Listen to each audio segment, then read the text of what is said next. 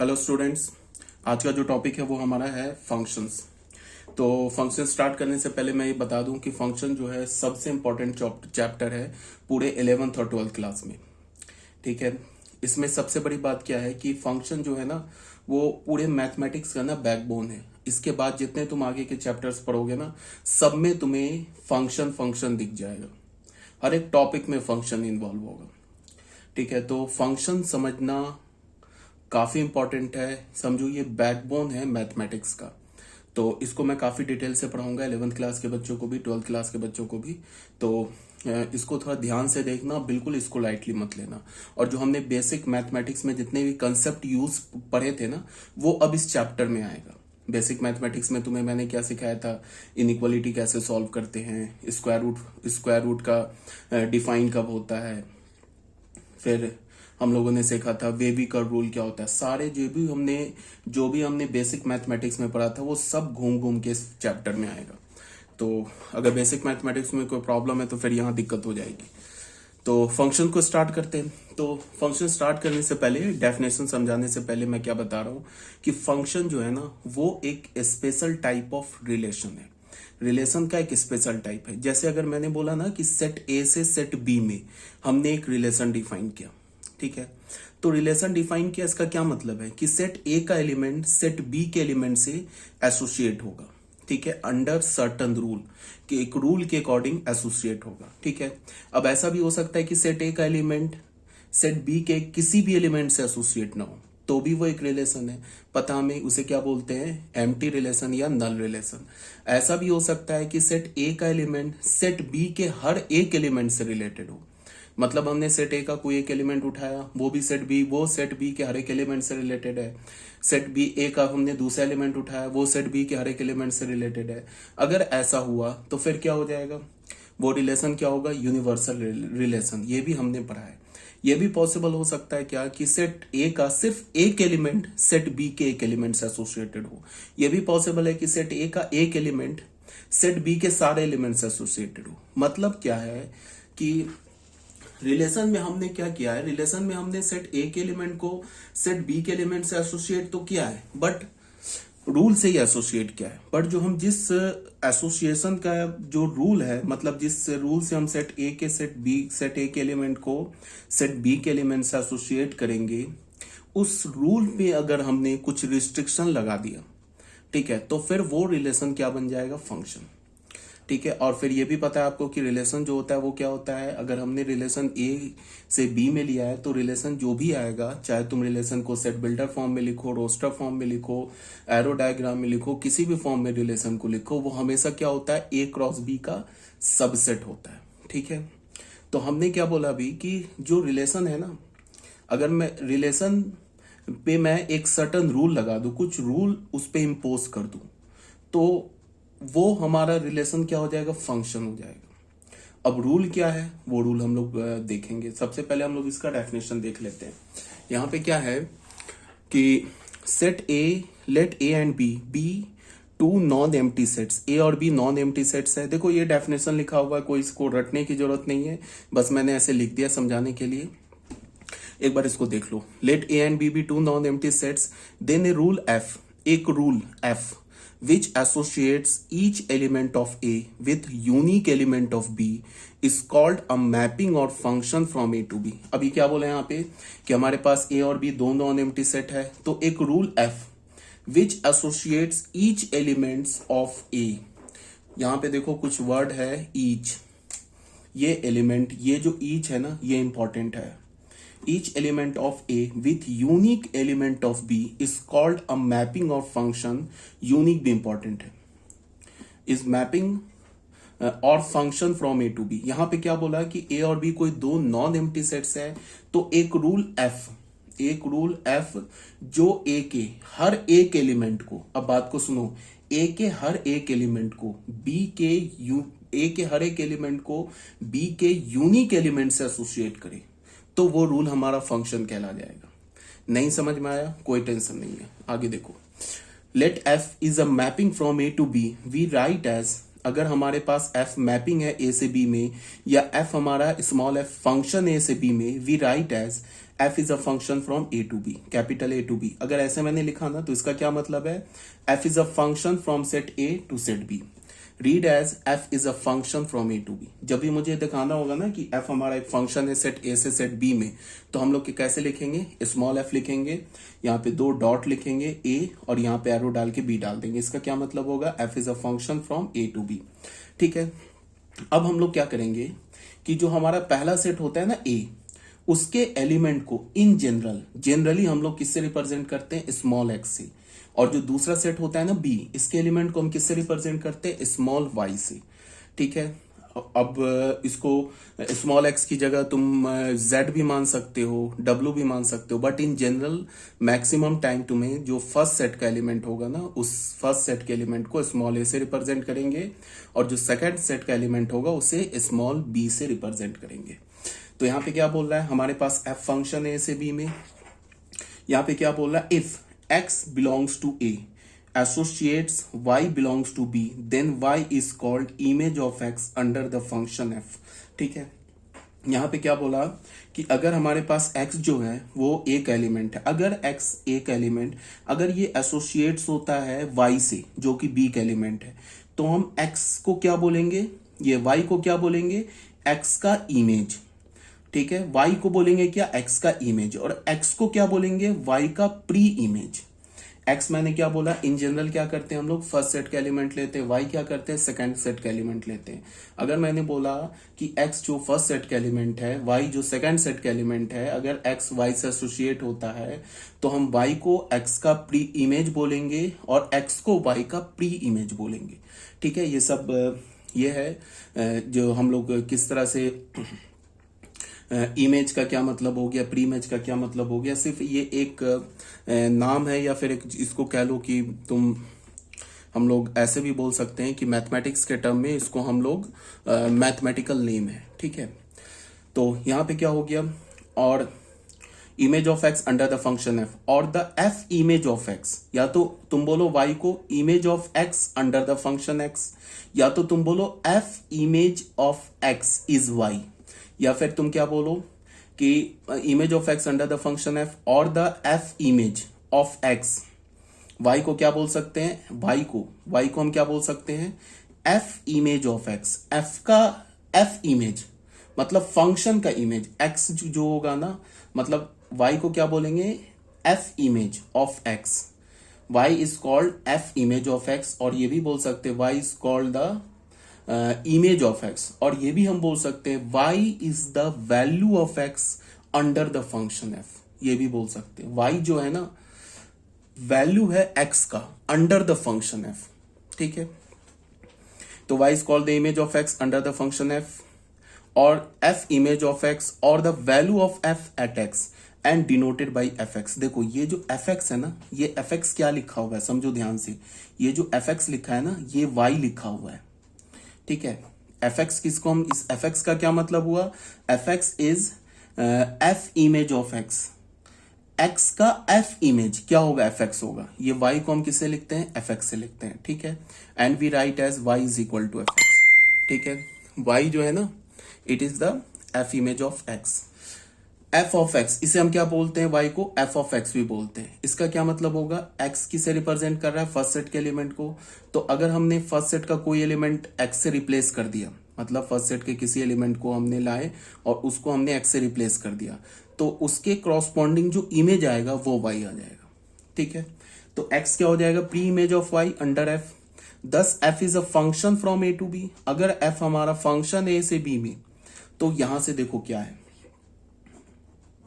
यहां से देखो अगर हमारे पास f जो है फंक्शन है a से b में, तो हम क्या बोलेंगे, a and b should be non empty. अगर हमारे पास f जो है a सेट से b सेट में फंक्शन है, तो सेट a और सेट b क्या होना चाहिए, नॉन एम्प्टी होना चाहिए। ठीक है, अगर सेट a और सेट a b एम्प्टी होगा तो रिलेशन तब भी हम डिफाइन कर सकते हैं। ठीक है, बट फंक्शन नहीं डिफाइन कर सकते। तो पहला कंडीशन क्या होना चाहिए, A and B should be non empty. दूसरा कंडीशन क्या होना चाहिए, ये ध्यान से देखो, each element of A should have image in B. A के हर एक एलिमेंट का इमेज होना चाहिए बी में। ठीक है, अगर ये रिलेशन होता तो क्या होता, हम लोग ऐसे भी बोल सकते थे कि ए का सिर्फ एक एलिमेंट बी के किसी एक एलिमेंट से रिलेटेड है तो भी रिलेशन हो जाता। अगर ए का कोई भी एलिमेंट बी के किसी भी एलिमेंट से रिलेटेड नहीं है तो भी रिलेशन हो जाता। या ए का सारा एलिमेंट बी के सारे एलिमेंट से रिलेटेड है तो भी रिलेशन हो जाता। बट फंक्शन में हमने रिलेशन पे पहला कंडीशन क्या डाला कि जो सेट ए है ना, फर्स्ट सेट जो ए है उसके हर एक एलिमेंट का इमेज मिलना चाहिए। पहला रिलेशन डाला हमने फंक्शन का, ठीक है। देखो तो फर्स्ट रिलेशन क्या हमारा कि ए और बी क्या होना चाहिए, नॉन एम्प्टी होना चाहिए। उसके बाद हमने क्या बोला कि जो फर्स्ट सेट ए है उसके हर एक एलिमेंट का इमेज मिलना चाहिए सेकंड सेट बी में। अगर फर्स्ट सेट ए के कोई भी एक एलिमेंट ऐसा रह गया जो सेट बी के किसी भी एलिमेंट से एसोसिएट नहीं हो रहा है तो फिर वो फंक्शन नहीं होगा। तो हो गया है दो कंडीशन। तीसरा कंडीशन क्या डाला, no element of A should have more than one image in B. अब अगर ए का हमने कोई भी एक एलिमेंट उठाया, ठीक है, तो उस कोई भी एक ए सेट का एक एलिमेंट उठाया तो उसका इमेज तो बी में होना चाहिए, बट दो इमेज नहीं होना चाहिए। मतलब क्या, यूनिक इमेज होना चाहिए। अगर मान लो ए सेट का हमने कोई एक एलिमेंट वन उठा लिया, मान लो सेट ए में वन एक एलिमेंट है, वन किससे एसोसिएट हो गया, टू से, ठीक है। तो फिर वन टू से एसोसिएट हो गया तो वन अब दूसरे किसी भी सेट बी के किसी भी एलिमेंट से एसोसिएट नहीं हो सकता है, वन का यूनिक इमेज होगा। हाँ, सेट ए में मान लो कोई एक एलिमेंट है थ्री, तो थ्री भी टू से एसोसिएट हो जाए तो वो चलेगा, बट वन और किसी से एसोसिएट नहीं होना चाहिए। मान लो सेट ए का कोई एक एलिमेंट है फोर, फोर किससे एसोसिएट हो गया, वन से, या सॉरी वन तो फर्स्ट सेट का एलिमेंट है, फोर एसोसिएट हो गया हमारा टू से, टू किसका एलिमेंट है, बी का, तो भी चलेगा, तो फिर फंक्शन हो जाएगा। बट हमारा जो फर्स्ट सेट है, फर्स्ट सेट का कोई भी एक एलिमेंट उसका सिर्फ यूनिक इमेज होना चाहिए, मोर देन वन इमेज नहीं होना चाहिए। हाँ, सेट ए के दो एलिमेंट का, तीन एलिमेंट का, या सेट ए के सारे एलिमेंट का एक इमेज हो सकता है सेट बी में, वो चलेगा। बट सेट के ए के एक एलिमेंट का दो इमेज हो जाए सेट बी में, वो नहीं चलेगा। समझ रहे हो ना क्या बोल रहा हूं। पहला जो सेट है ना उसके सारे एलिमेंट का एक ही इमेज हो जाए सेट बी में तो फिर वो फंक्शन है। बट सेट ए का कोई एक एलिमेंट उठाओ, अगर उसका दो दो इमेज हो गया सेट बी में तो वो फंक्शन नहीं है, ठीक है। तो एक ये डेफिनेशन हो गया। दूसरा ऑल्टरनेट डेफिनेशन ऑफ फंक्शन क्या है, let A and B two non empty sets. A और बी दो नॉन एम्प्टी सेट्स हैं, ठीक है। A relation from A to B that is a subset of A cross B. एक relation है A से बी में, ठीक है। तो ए से बी में रिलेशन होगा तो उसे हम क्या बोलेंगे, subset of A cross B is called a function or mapping from A to B if, यहां पे क्या बोल रहा है, for each a, small a किसका एलिमेंट लिया, कैपिटल ए का, फॉर ईच का मतलब क्या होना चाहिए, ए के हर एक एलिमेंट का देयर एग्जिस्ट बी, एक बी मिलना चाहिए, वो किसका, सेकेंड सेट कैपिटल बी का, such that A B belongs to F. ये लिखने का क्या मतलब हुआ कि ए के हर एक एलिमेंट का, ए कैपिटल ए का हमने कोई भी रैंडम एलिमेंट उठा लिया ए, तो कैपिटल बी में भी एक रैंडम एलिमेंट बी मिलना चाहिए, सच दैट ए और बी आपस में रिलेटेड होना चाहिए, या ए बी जो ऑर्डर पेयर है ना ये फंक्शन का एलिमेंट होना चाहिए। मतलब क्या होगा कि जब तुम फंक्शन में ए डालोगे तो उसका इमेज बी मिलना चाहिए, ठीक है। ये ट्रू होना चाहिए सेट ए के हर एक एलिमेंट के लिए। सेट ए का कोई भी एक एलिमेंट बच गया जिसका इमेज नहीं मिल रहा है सेट बी में तो फिर वो फंक्शन नहीं है, ठीक है। अब सेकंड क्या है कि अगर ए बी फंक्शन का एलिमेंट है और ए सी भी फंक्शन का एलिमेंट है तो ये इंप्लाई करेगा बी इज इक्वल टू सी। ये जो सेकंड है ना हमारा, ये थर्ड बोलने का ऑल्टरनेट या दूसरा तरीका है। ये थर्ड हमने क्या बोला है, थर्ड में हमने बोला है ना कि no element of A should have more than one image in B, तो इसी को बोलने का, घुमा के बोलने का ये तरीका है। यहाँ पे क्या बोल रहा है कि अगर ए बी फंक्शन का एलिमेंट है, ए सी भी फंक्शन का एलिमेंट है, ठीक है, इसका मतलब ए जो है ना वो बी से एसोसिएट है, ए फिर सी से भी एसोसिएट है, और ये फंक्शन है, तो ये तभी पॉसिबल है जब बी सी के इक्वल हो। अगर बी सी के इक्वल नहीं होगा तो फिर ए तो बी से भी एसोसिएट हो जाएगा, ए सी से भी एसोसिएट हो जाएगा, तो ये जो ए है स्मॉल ए जो कि कैपिटल ए का एलिमेंट है, इसके तो दो दो इमेजेस आ गए ना, एक तो बी आ गया एक तो सी आ गया। सेट बी में स्मॉल ए जो कि कैपिटल ए का एलिमेंट है, इसके दो दो इमेजेस आ गए, तब तो ये फंक्शन का एलिमेंट ही नहीं बचा। बट यहां पे क्या बोल रहा है कि ए भी फंक्शन का एलिमेंट है और ए सी भी फंक्शन का एलिमेंट है, तो ये तभी पॉसिबल है when B is equal to C, ठीक है। यहां तक बात आ गई होगी समझ में। अब जैसे हम रिलेशन को लिखते थे ना रोस्टर फॉर्म में, सेट बिल्डर फॉर्म में, फिर हम क्या करते थे उसको एरो डायग्राम बनाते थे, फिर हम क्या करते थे उसको पिक्टोरियल फॉर्म बोल रहा हूं कि तुमको एक्स एक्सिस वाई एक्सिस करके बनाते थे। सेम काम करेंगे फंक्शन में भी। बस फंक्शन क्या होगा, रिलेशन का एक स्पेशल केस होगा। मतलब रिलेशन पे हमने अगर ये 3 कंडीशन इंपोज कर दिया ना, ये 3 कंडीशन, ये तो ए और बी तो नॉन एम्प्टी होना ही चाहिए, ये हमारा सेकंड कंडीशन और थर्ड कंडीशन इंपॉर्टेंट है। अगर हमने ये 2 कंडीशन फंक्शन पे लगा दिया ना, पहला कंडीशन क्या लगाया कि ए के हर एक एलिमेंट का बी में इमेज मिलना चाहिए, और दूसरा क्या कंडीशन लगाया कि यूनिक इमेज मिलना चाहिए। अगर हमने रिलेशन, कोई भी रिलेशन इस 2 कंडीशन को सेटिस्फाई कर रहा है तो वो रिलेशन एक फंक्शन भी है। ठीक है, ये बात आ रही है समझ में, यहां तक कोई डाउट नहीं होना चाहिए। अब यहाँ पे क्या है, representation of function by arrow diagram. ठीक है, यहां से थोड़ा ज्यादा क्लियर होगा एरो डायग्राम से। अगर मान लो अभी तक किसी को नहीं समझ में आ रहा है मैं क्या बोल रहा हूं, तो टेंशन नहीं लो, यहां से क्लियर हो जाएगा। हमने क्या बोला कि एक फंक्शन है, स्मॉल एफ लिखा, 2 ऐसे डॉट बनाया, ए से बी कर दिया। इसका मतलब क्या हो गया, function from set A to set B. हमने बोल दिया कि ए से बी में फंक्शन है, तो ए सेट हमने क्या ले लिया 1 2 3 4, बी सेट क्या ले लिया 2 3 5 6। ठीक है, अब हमने क्या बोला कि एफ ऑफ वन, जैसे मैंने क्या बोला था, मैंने बोला था कि हम कैसे लिखते हैं, हम लिखते हैं y is equal to F X, ऐसे लिखते हैं ना, y इज इक्वल टू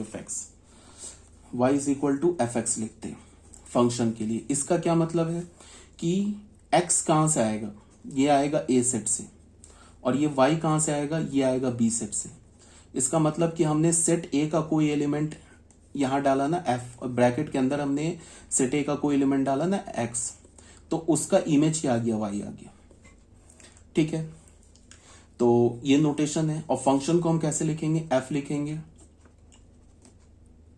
उसके बाद a सेट बनाएंगे और b सेट बनाएंगे। इसका क्या मतलब हुआ, f is a function from set a to set b, ये मतलब हो गया। ठीक है, तो यहां पे देखो हमारे पास क्या है, हमने क्या लिखा कि ये x की जगह 1 डाला, तो f ऑफ 1 क्या है, f ऑफ 1 y है, ये समझना है। एफ एक्स वाई है ना, तो एफ ऑफ 1 वाई है, तो वाई का वैल्यू क्या हो गया 2। इसका क्या मतलब हो गया कि जो सेट ए है इसका जो एलिमेंट 1 है ना, ये बी सेट के 2 एलिमेंट से रिलेटेड है। ठीक है, फिर हमने एफ ऑफ 2 डाला तो क्या मिल गया 5। इसका क्या मतलब हुआ कि ये जो 2 है जो कि सेट ए का एलिमेंट है, वो सेट बी के 5 एलिमेंट से रिलेटेड है। फिर हमने क्या डाला, x की जगह 3 डाला तो हमें क्या मिल गया 6। इसका क्या मतलब हुआ कि ये जो 3 है जो कि सेट ए का एलिमेंट है, वो सेट बी के 6 से रिलेटेड है। ठीक है, फिर हमने x की जगह 4 डाला, तो ए सेट का एलिमेंट डाला 4, तो हमें क्या मिल गया 6। तो इसका क्या मतलब हो गया कि जो सेट ए का एलिमेंट 4 है वो सेट बी के 6 एलिमेंट से रिलेटेड है। ठीक है, तो सबसे पहली बात हम लोग देखेंगे क्या ये फंक्शन है, तो बिल्कुल है फंक्शन। क्यों है ये फंक्शन, सबसे पहली बात की 1 2 3 4, ये जो 4 एलिमेंट है ना, चारों एलिमेंट का इमेज मिल रहा है। देखो 1 का भी इमेज मिल रहा है, 1 का इमेज 2 मिलने का मतलब कि फंक्शन जो है 1 का वैल्यू है फंक्शन f पर 2, ऐसे बोल लो। या 1 का इमेज है 2 का इमेज क्या है 5, 3 का इमेज क्या है 6, और 4 का भी इमेज है 6। तो देखो 3 का भी इमेज 6 है, 4 का भी इमेज 6 है। तो इसको देख के मत कंफ्यूज हो जाना कि क्या बोल रहा हूं कि 3 का यूनिक इमेज नहीं है। 3 का तो है ही नहीं यूनिक इमेज, 3 का तो 6 ही एलिमेंट आ रहा है ना, इमेज है, और तो कोई इमेज नहीं आ रहा है। 4 का भी यूनिक इमेज है, 4 का भी 6 आ रहा है। ऐसा तो नहीं हो रहा है ना कि 4 का 6 भी आ रहा है, 4 का 2 भी आ रहा है, या 4 का 5 भी आ रहा है। 4 का तो एक ही इमेज आया ना। हाँ, ये बात अलग है कि 3 और 4 का एक इमेज आया, बट 3 और 4 का आ तो रहा है यूनिक ही इमेज है ना, समझ रहे हो ना। 3 और 4 का इमेज तो यूनिक आ रहा है। हाँ, 3 और 4 का इमेज सेम आ रहा है, ये बात सही है, बट 3 और 4 का इमेज जो है ना वो यूनिक है। तो फंक्शन में क्या होगा, क्या 2 कंडीशन है। पहला कंडीशन की सेट ए के हर एक एलिमेंट का इमेज मिलना चाहिए, दूसरा कंडीशन क्या, यूनिक इमेज मिलना चाहिए।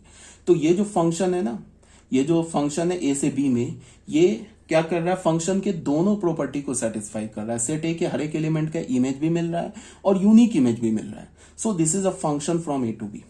अब इसको हमने एरो डायग्राम से बनाया। एक जो सेट ए ले लिया, इसमें एलिमेंट क्या था 1 2 3 4, सेट बी में एक एलिमेंट क्या था 2 3 5 6, 1 का इमेज क्या है 2, फिर उल्टा देखेंगे तो 2 का प्री इमेज क्या 1, 2 का इमेज क्या है 5, उल्टा देखेंगे तो 5 का प्री इमेज है 2। 3 का इमेज क्या है 6, उल्टा देखेंगे तो 6 का प्री इमेज 3। 4 का इमेज क्या है 6 का प्री इमेज 4। ठीक है, तो ये हो गया हमारा एरो डायग्राम से। ठीक है, अगर कोई बच्चा बोले कि इसको आप रोस्टर फॉर्म में लिख दो, तो रोस्टर फॉर्म में हम यहाँ पे कैसे लिख सकते हैं फंक्शन को, एफ लिखा, ऐसे लिखा, bracket order pair. Roster form में कैसे लिखते हैं, ऑर्डर ही पेयर में तो लिखते हैं। 1 का इमेज क्या आ रहा है 2, जैसे हम रिलेशन में लिखते हैं। फिर क्या आ रहा है 2 का इमेज क्या आ रहा है 5,